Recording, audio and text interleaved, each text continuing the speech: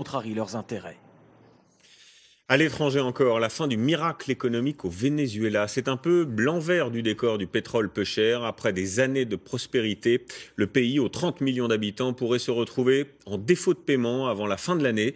L'inflation devrait bondir de 700%. Les rayons de supermarchés sont vides. Les files d'attente s'allongent. Envoyés spéciaux, Jacques Cardoz, Laurent Desbois. Le quotidien des Vénézuéliens, le voici. De très longues files d'attente, interminables. Les pénuries sont telles que la population passe ses journées à tenter de trouver de la nourriture. Nous sommes ici devant un supermarché qui a pendant quelques heures vendu du poulet ce matin.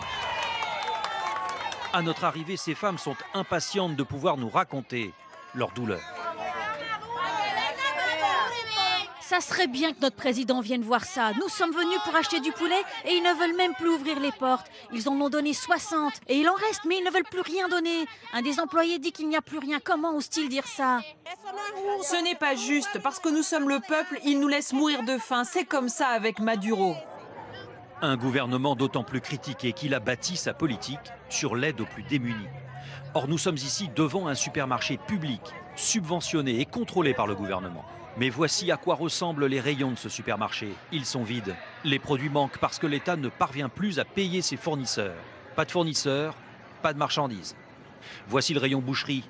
À l'inverse, celui-ci semble plein mais ne propose en fait que deux produits, une boisson gazeuse, une seule sorte de céréales.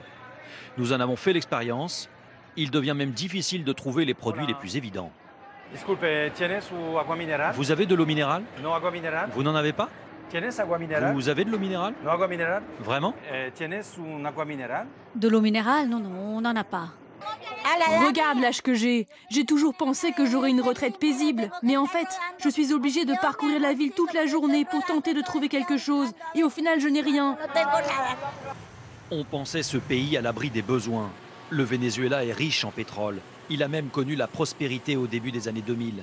Mais c'est un vieux souvenir. Il accuse aujourd'hui une dette de 250 milliards d'euros. Tout manque, même l'électricité. Pour faire face, on rationne l'électricité quartier par quartier. Ce centre commercial n'ouvrira que quelques heures. À l'heure venue, on se précipite car on ne sait jamais ce qu'on va pouvoir y trouver.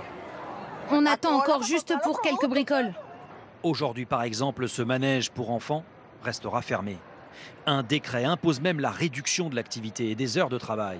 Les services tournent au ralenti, comme dans cette banque. C'est notre vie quotidienne. Et ça ne plaît à personne ici. Non, à personne. À l'inverse, les magasins d'habillement sont normalement achalandés, mais désespérément vides de clients, très loin de figurer au rang de priorité. Moi, je trouve ça humiliant. C'est le mot humiliant. C'est indigne d'attendre 8 heures pour acheter 2 paquets de farine. Ce n'est pas juste. Humiliant d'attendre et de devoir payer toujours plus cher, car la rareté provoque une flambée des prix et un recours au marché noir. Maria, la trentaine, travaille à la mairie. Elle n'a d'autre choix que de vivre chez sa mère, avec son mari, sa belle-sœur et son fils. Son salaire ne suffit plus à faire face aux besoins. Ça ici, c'est le lait dont le prix est fixé par le gouvernement et qui ne peut pas bouger. Ça ne coûte pas très cher, 70 bolivars, à part qu'on n'en trouve plus. Donc, je suis obligée d'acheter d'autres laits, comme celui-là, au marché noir. Mais alors là, ça me coûte 10 fois plus cher, 900 bolivars. La rente pétrolière n'assure plus l'alimentation du pays. D'abord parce que le baril de brut est passé de 100 à 30 dollars en 17 ans, mais aussi parce qu'aucune réserve ou provision n'a été faite.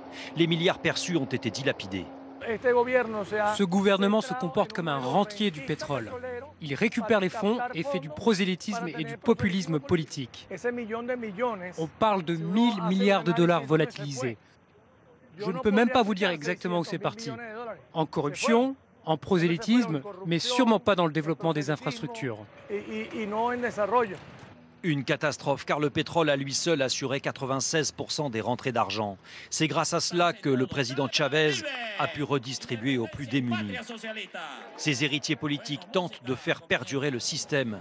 D'ailleurs, voici Julio Chavez. Il n'a pas de lien de parenté avec son mentor, sauf qu'il a le chavisme chevillé au corps. Comme son modèle, ce parlementaire accuse l'Amérique de déstabilisation. Les États-Unis ont réussi, grâce au pétrole de schiste, à créer une surproduction du marché pétrolier américain.